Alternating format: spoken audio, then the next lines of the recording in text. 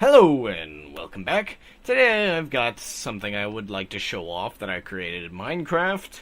It's actually something that's been keeping me very busy lately. One of the reasons why almost nothing on the internet that I've been doing has been updating, because of the sheer amount of work I put into this. It's a randomized dungeon generator type thing. It has two possible rooms, but actually technically three, because there's also an empty room which doesn't have walls, which then causes it to have actually four types of rooms because of another thing that causes. So technically, it's a 4-room randomized dungeon with random loot and random mob spawners. It uses Seth Bling's structure spawner filter, and which is based off Traslanter's block spawner concept that he worked on. And so with all that spawner technology, I took it and added it to a redstone randomizer. Well, a lot of redstone randomizers, and this is sort of the result. You kind of have to wait about 13 minutes for the dungeon to generate, because that, 400 spawners? Yeah, that kind of lags a lot, actually.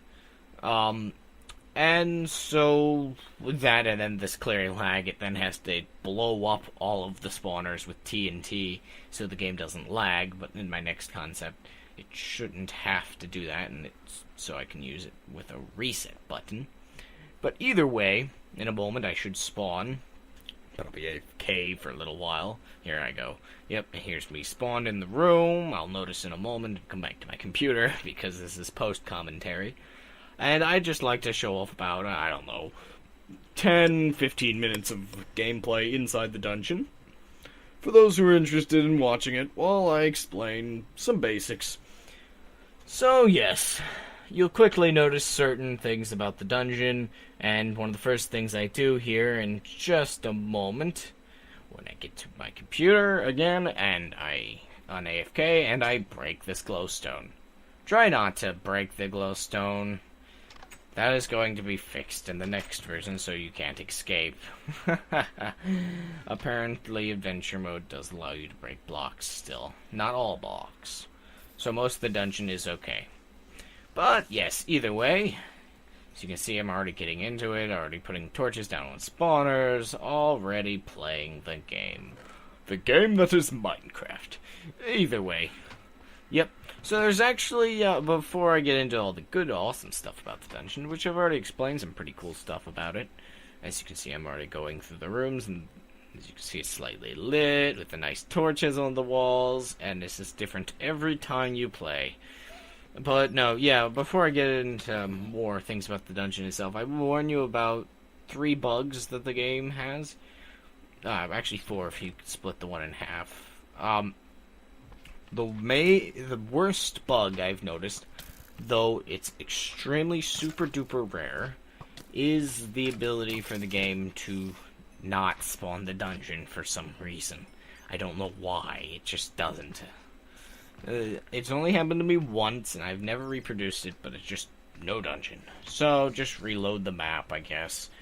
Unzip it and re-download it, or however it might take you to do so. So you might notice I'm getting a lot of swords, but no food. That's a fun thing about randomized loot. But that's not a bad thing. It's a challenge. But either way, but no, yeah. So the second worst bug, which is like, I don't know, like 2 out of 6, 1 out of 3 times, I don't know. It's pretty bad. It'll get stuck spawning loot endlessly. Yeah.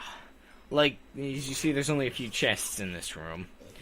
If it were to bug out and do the endless loot, it would just completely fill the room. Like, chests everywhere. The third bug is the same thing except for respawners. Also here I'm going to show you, yes, you can respawn. So don't worry about one life and then it being over. But it's easy to get back when you respawn. So don't worry about too much. But either way, no, yeah. And the, what was the third bug I was thinking of? Oh, there's a bug where it lags, and for some reason it spawns you with 3 swords and 3 times the amount of torches, which is obnoxious because, oh, my dungeon's generated, I can go into the dungeon. Warps you back to spawn, gives you more items. Okay, well, that happened. Goes and tries to go through the dungeon again, then it warps you back yet again. And it's just like, oh. Yeah. But anyway, even with the fact that one of the saddest thing to me is the fact that, yes, it takes almost literally forever. Wow, that was a dumb sentence. No, it doesn't take literally forever. Well, skeletons will kill you forever, but no, it doesn't take forever. It takes 13 minutes on my computer to spawn the dungeon, which is annoying, and I wish I could cut that back, and I will cut that back to maybe a minute. If I haven't already said that, I can't remember because I'm re-recording this because failed recordings. Either way, yeah, so hopefully that'll fix that up. But on the plus side, you get a lot out of it for the fact that it takes 13 minutes. You can AFK during that time too, if you really have to. Also, gosh, skeletons are so obnoxious now. But no, yeah. So yeah, for this dungeon specifically, I got about 30 minutes out of it, but that was because I couldn't find enough torches to keep lighting it up. The dungeon before it, I got about an hour worth out of it because I was trying to light up the entire thing. Also, fear the enchanted bow skeleton with armor. That is, oh gosh, so terrifying. Actually, I'm not sure if the bow's enchanted or the armor is. Either way. It just took a flame and just, nope, I'm walking through this fire. Also, I don't know what I was trying to accomplish there. Either way, trying to think of more things to talk about with the dungeon. The next version, I plan to have 8 different rooms instead of 2 or 4, if you consider it like that. Which here's the 2 other possible rooms here. As you can see, there's these little mini hallways when there's these empty rooms like this, which works out really well. They give more to do in this dungeon. Also, I probably shouldn't have survived that, but I did. Oh, it's actually kind of entertaining to watch myself go through and kill things in a dungeon. Anyway. So, yeah. I'm probably going to set up a leveling system. Also, one thing I forgot to mention, it was a little laggy because I had my render distance too far. But no. In the next version, there's going to be a sort of level system where every level you go up, things should get a little bit harder. It'll probably cap out at a point, as it's almost impossible to not have it cap out. Also, wow, that's a lot of zombies. The new zombie algorithm is a pain. And they killed me. But no, yeah, so things like creepers and cave spiders should not spawn on your first level, quote, quote, with the new system, as the creepers can chip your health away really well, and the cave spiders are just, ugh, that poison.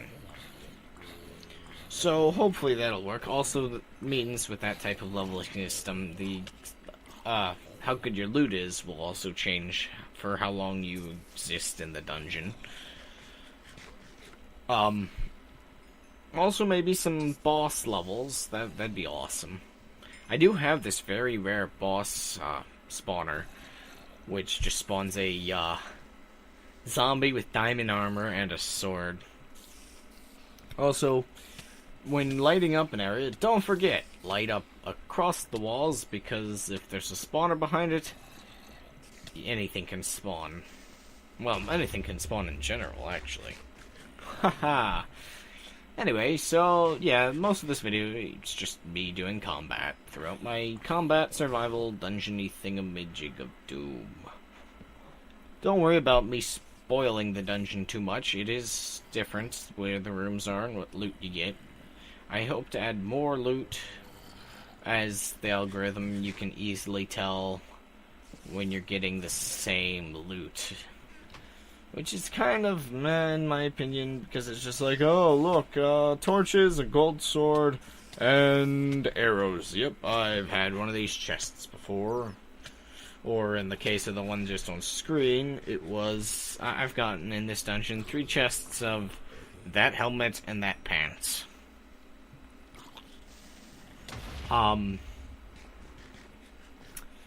So yeah, I hope to make it more, I don't know, original between each of the bits of loot you get, so you don't have too many repeating chests. Either way, the system works pretty well besides the bugs. Gosh, I'm tired today. Also, I'm gonna have a behind the scenes on this map later, as I know a lot of you probably want to know how this dungeon works. If you go into creative mode after getting bored with playing through the dungeon, I suggest go into creative mode after playing through the dungeon, or at least MC editing out all of the spawners above the dungeon, or else, yeah, the spawners above the dungeons equals nope, lag forever. I think I figured out a way to prevent the lag so that I can make the spawners reusable and not have to destroy them with TNT. I've thought about if they're outside of render distance, like entirely outside where the chunks aren't even loaded, I could probably make it a lot less laggy, as it'll lag a lot more while loading that. Oh gosh, look at these skeletons owning me, man. But no, yeah, it'll be a lot more laggy when loading those chunks, but it'll be a lot less laggy while going through the actual dungeon. So hopefully I can set that up. Oh man, this was so unlucky of me. It's just like creeper behind me, blows me towards skeleton who kills me. Oh man, I had to get revenge on that skeleton. I really did. Which also, this scene right here shows you just how big the dungeon is. That was all the way front to back, if you could have seen further. There's me getting that chest again. Also, here's one of the most wonderful things in the entire dungeon. Your anvil. If you find an anvil, you'll become a lot more powerful because you're almost guaranteed to find a bunch of these books. Which, the anvil is... It's a lot more helpful to have, like, an infinity flame bow when, as you've noticed, even though this was about 20 or so minutes in of this recording, I still hadn't found a single chest with food. It was kind of bad, but laughable. Also here I show off how obnoxious skeletons are with their new buff. Just like, oh, nope, 3 of them, you're not meleeing. Look at all those arrows flinging everywhere. Just no melee for you. Skeletons are actually really terrifying now, and so are zombies. Because with the new zombie AI, they spawn more zombies in the dark, which makes the zombies in this map kind of more terrifying, as there's a lot of darkness for them to spawn in. And also, their 50-block range makes it just ridiculous when how they can find you, especially when there's large hallways like this. Here I find the second anvil, the only other anvil in this entire map, actually. Luckily, this one didn't break like the last one did. I couldn't decide what did I want to put in it. I should have put the diamond sword in, I really should have.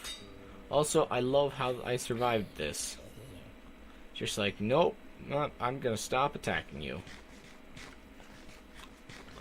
Even if you don't find food, you will still get a lot of rotten flesh.